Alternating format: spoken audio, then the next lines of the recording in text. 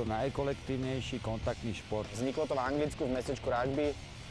Keď pár chlapcov prestalo baviť fotbal, tak si zobrali tú loptu do ruky a začali s ňou behať, kopať do nej a tak vzniklo rugby.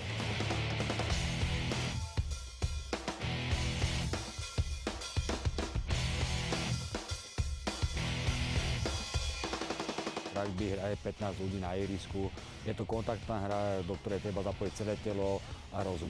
Tvrdá hra chlapov a je to férová hra, proste na tom ihrisku si nič nedarujeme.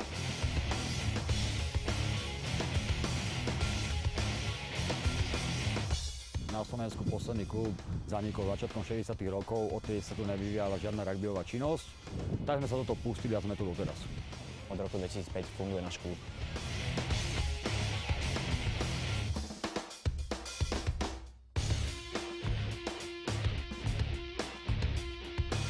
Pravidla hier 15-kovom rugby hrá sa 2x40 minút, lopta sa háče dozadu, prihrávať dopredu sa môže len kopom.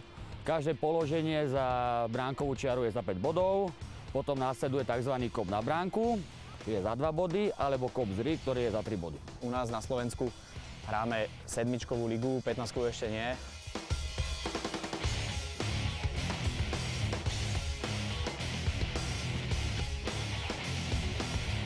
Naše ženy, čo to robia od septembra, majú väčšiu šancu sa dostať o 20 rokov na olympijské hry, ako v tej mužskej kategórii, lebo tej mužskej kategórie je určite väčšia konkurencia.